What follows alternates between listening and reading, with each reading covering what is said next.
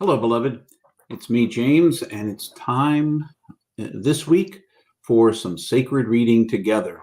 Today we're looking at the book of Ruth, chapter 2, verses 17 through 19. Now, if you're new to this sacred reading thing, just to summarize a little bit about what sacred reading is, we take a passage from a sacred text and we read that usually in very short snippets, and we anticipate that we will hear Spirit speak into our lives. An image will arise for us, a word or a phrase from the text itself.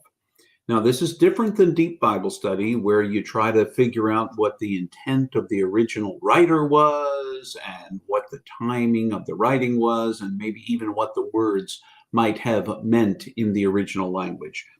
It's a good study. It's different than sacred reading. Sacred reading is listening to the words as they are translated in this particular version that you're looking at, and you listen for echoes of Spirit in your life. Maybe you need a word of encouragement. You didn't even realize it, but there it is. Or perhaps you need a reminder of what's important in life, and there it is. Could be any number of things, an image that rises for you that helps you know more about who you are or who God is or something along those lines. That's what we do in sacred reading.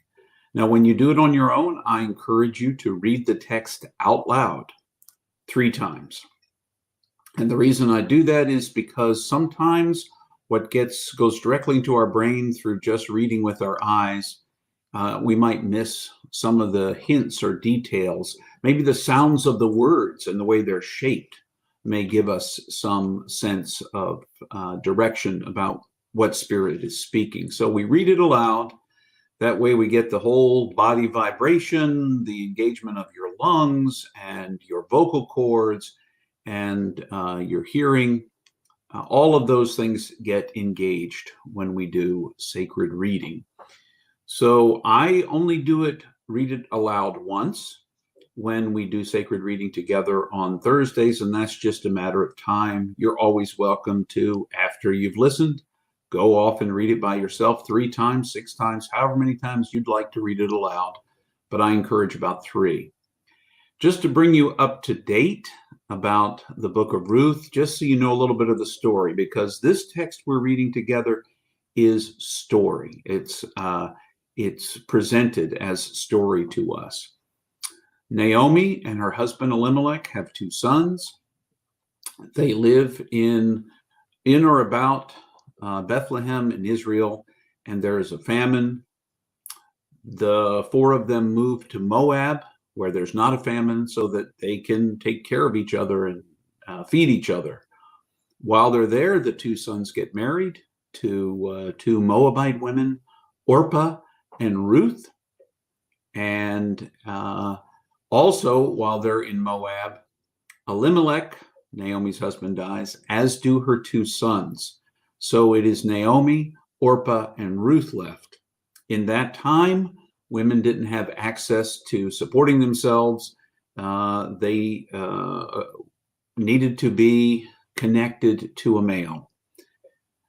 I know that may be uncomfortable if you're listening to this because we're talking in the 21st century, etc., but just the background of the time.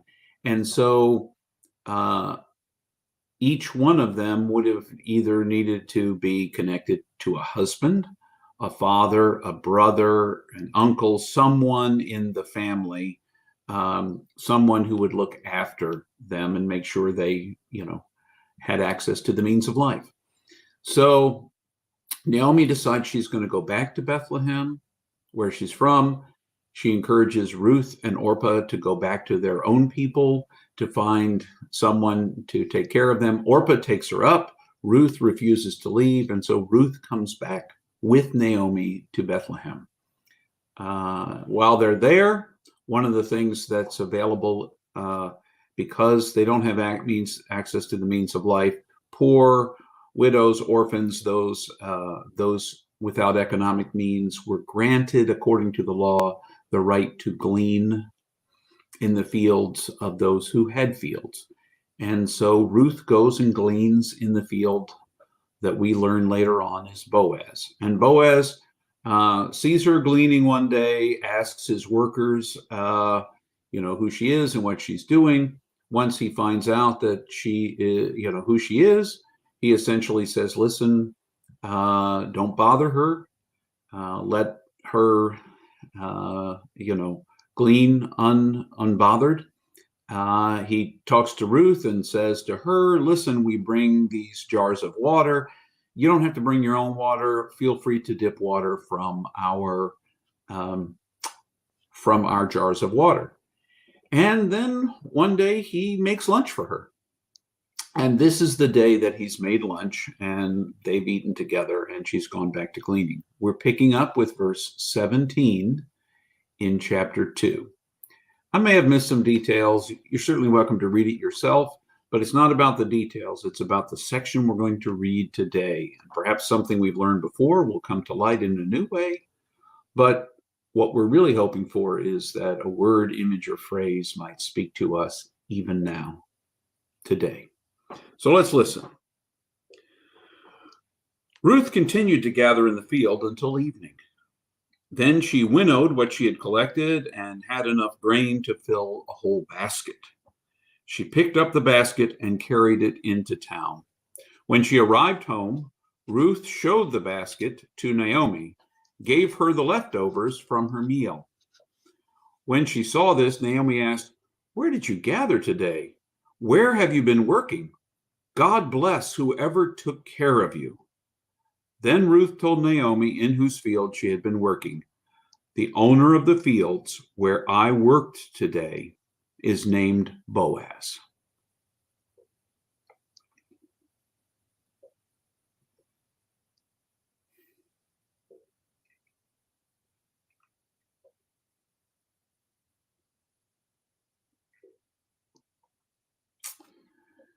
So, if you want, you can stop the recording now. I'm going to give my own reflection of what I heard in the text, what spoke to me. You can just go and get your own reflection if you want, but if you're interested, I will speak of my own reflection. I notice that because of the favor of Boaz, that Ruth is leaving after a day of gleaning with a full basket of food. And not only that there he had fed her so much that she had eaten to her fill and had leftovers from the lunch that he made for her, that she was able to bring her lunch home. So Naomi had dinner. And in the midst of this, the word that arose from me is abundance. Now, both of these women in this story live on the edge of society. They are the marginalized. They don't have access on their own to the means of caring for themselves, of providing for themselves. And yet, because of the law and because of Boaz's favor toward Ruth, Ruth is able to glean an abundance. Now, that abundance reminds me of how we can live our lives. We would think of Naomi and Ruth as very poor, and yet they have enough. In fact, they have an abundance, a whole basket full of grain that is theirs because of Boaz and the law. So abundance is something we think of really wealthy people as having an abundance. There's always a sense that we have a scarce amount, and we do live in a world, heck, the very economic system we live in the United States, capitalism is based on an underlying understanding that the world that resources in the world are scarce. There aren't enough to go around. And so the people who have access to them, have wealth, and those who don't, not so much. And that's how a very oversimplification of how capitalism works. And yet I have met plenty of people who others might not consider to be wealthy, who see themselves as having an abundance. They don't have all the stuff that's advertised everywhere, but they have enough, and they have each other, and they are thankful for the abundance that they have. Ruth and Naomi are very thankful for the abundance that has been provided for them, that through Ruth's hard work and Boaz's favor, we might even say God's favor, through Boaz to Ruth, she is able to provide for both she and Naomi. And in a society where they might have otherwise starved without access to someone they are married to or otherwise, Ruth and Naomi are provided for, and they receive abundantly. In my own life, I'm not always sure that I look at the world with abundance, that I recognize the abundance that comes my way.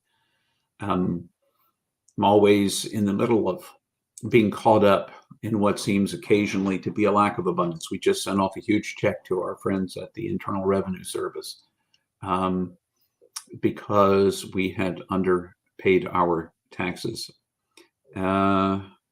Unintentionally, obviously, but now we're paid up. But it made that bank account look much smaller than it had before. And, I was tempted to think of less abundance, scarcity, if you will. And yet I have what I need. I am surrounded by a great abundance of friends, people who love me and whom I love, and there is enough. And enough is, when you think about it, an abundance in and of itself. To have enough when so many do not is an abundance. And if I have nothing else, I have an abundance of love, of grace, of all the things that really matter to me in this world. So I don't know where you might be with abundance, and maybe you heard something else altogether. But I see in this story a bit of the abundance that grace, giftedness provided to Naomi and Ruth through Boaz. I'm I'm interested. If you have any reflections, you certainly are welcome to write them if you are reading this online, or to share this with friends or whatever. But otherwise, I wish you all the best. And I'm delighted you joined me for this sacred reading. I encourage you to try it on your own if you wish. But certainly, I'll be back next Thursday. At least that's my plan. And we'll read some more Ruth. Remember, you are infinitely precious and unconditionally loved for the gift you already are. Until the next time,